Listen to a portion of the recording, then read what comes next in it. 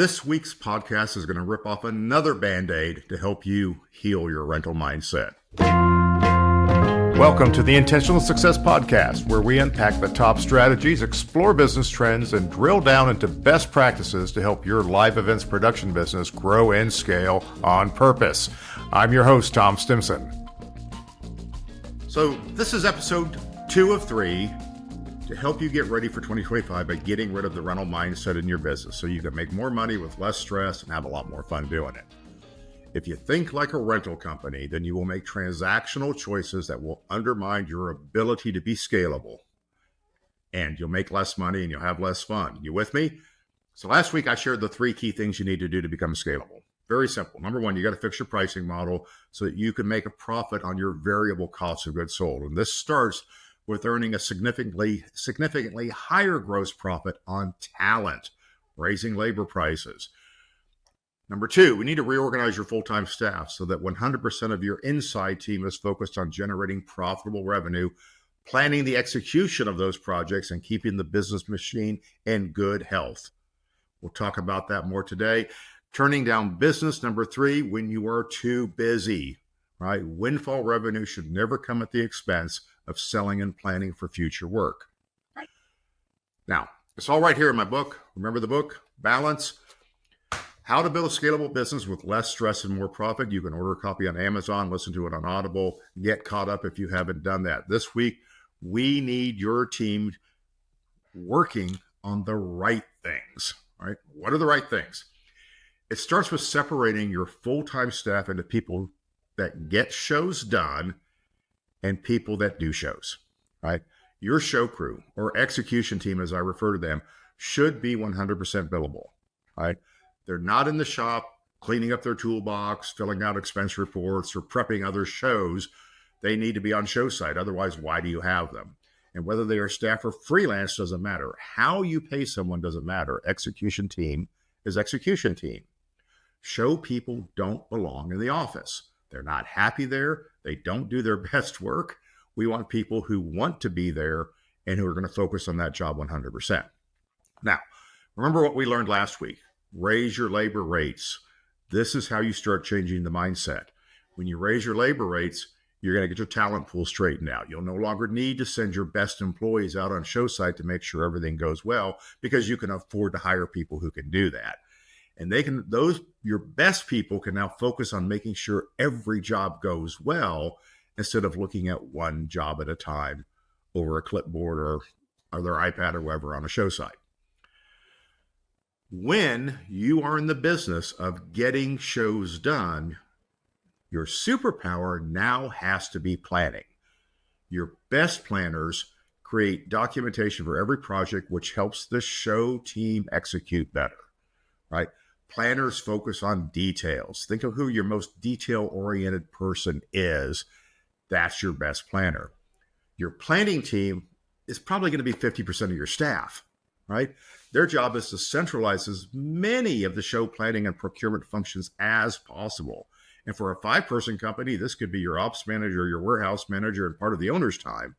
But on a 50-person company, it could be a team of 20 or 25 people who take care of all of these things and make sure every job is ready to execute.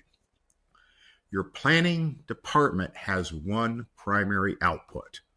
Most people want to focus on all the inputs, and that's going to keep you up at nights.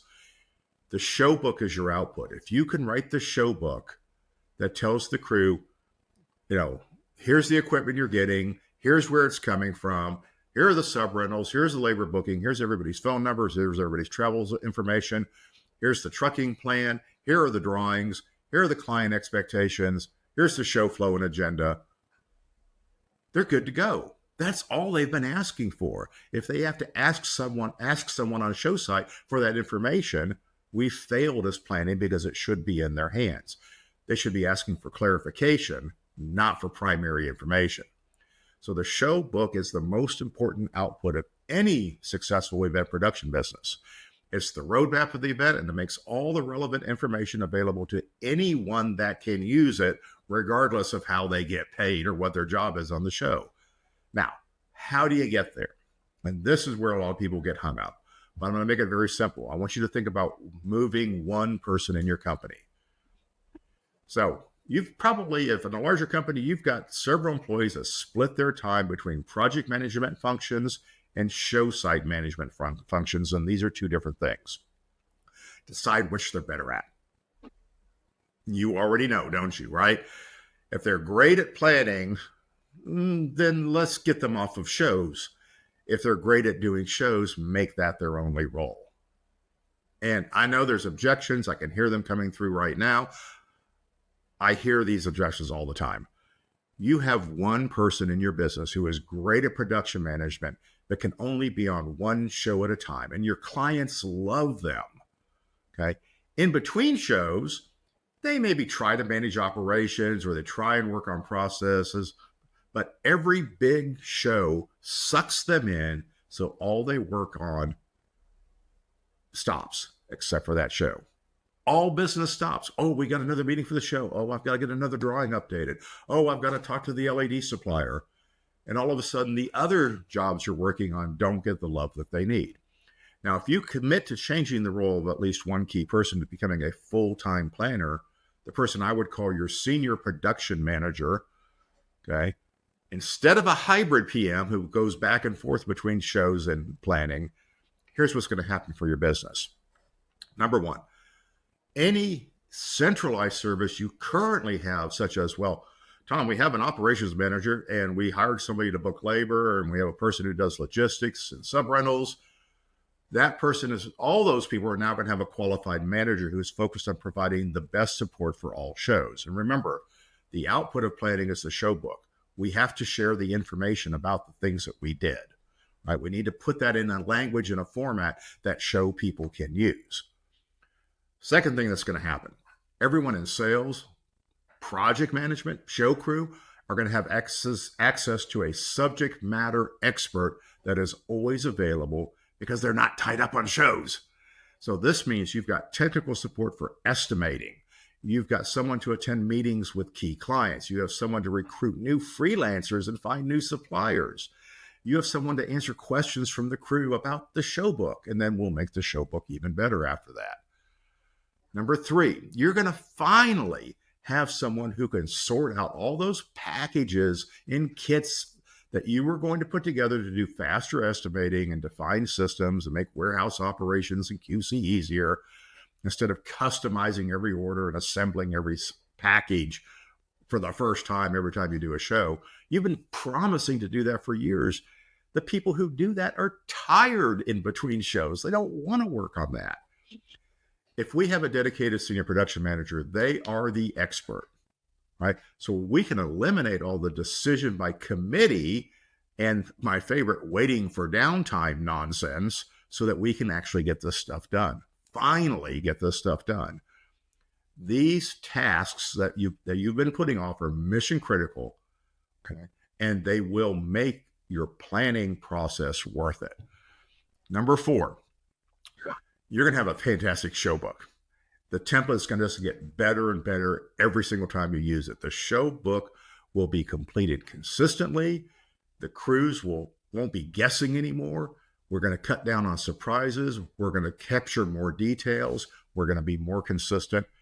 Everybody on the execution end of the show book is going to be so happy that they know where to find the information that they're looking for.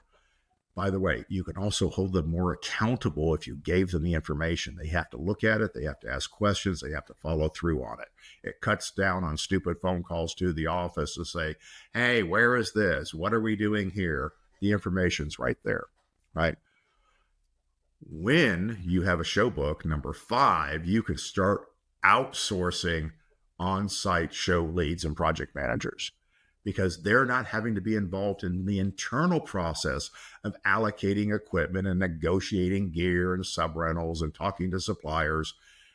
You can do most of that for them. There are always jobs that are an exception, but for a vast majority of the projects you do, you can outsource your show leads. And large events that need a production manager, then yes, they will be assigned earlier in the process. It will look very much like what you're doing now, but don't let that exception, that 4 or 5 times a year, affect the other 100 times a year that you could just outsource a project manager or assign a show lead, Remember, the planning team is scrutinizing every job with the help of this senior production manager, who, by the way, is probably going to love this job because it's constantly rewarding and they get to be in charge. They get to control every show. They'll love it. Benefit number 6. Senior production manager knows how important it is to have the right crew for every show. So they're going to be recruiting all the time. They're going to be working on getting new talent wherever possible. They're going to know who to put where. They can make the final call about crew selection. We can get deeper into the bench instead of going to a bunch of favorites that are easy to get hold of and book. They're going to be much more specific and strategic about what they need. And the senior production manager can hire the freelance show project managers that you need to get jobs covered, right? With a show book and a few freelance PMs, you can serve a lot more shows with fewer full-time staff, right? Let's get out of the part-time show management business. Let's do it for full-time. And spoiler alert, before I get to number 7, you're going to make more money doing this, right? It'll take fewer full-time people to handle more business, which is what scalability is all about. And number 7, when combined with the retooled cost plus margin pricing that we talked about last week, your planning team will spend more time making sure every job goes well and less time trying to figure out how to cut corners because something was undersold. How many conversations do you have every week trying to work around something that wasn't accounted for in the original quote, something that's going to cost us more than we had planned on, or we can't find locally, we have to ship it in? All of that goes away. You're just going to make the right decisions. You're going to have the tools to do it. It will take less time to do the right thing. So conclusion, if you currently need staff technicians and permalancers to do your shows, then you need to upgrade your operations team to a planning team, right? With a full-time production manager on your planning team, you will spend less time trying to staff projects with people who already know how to do things, already know how we talk about how our systems are set up and all these other little silly things that we hang on to that says we have to have staff people crawling over every show. There are very dedicated freelance folks out there that will look after your jobs and take care of your customers exactly the way that you would.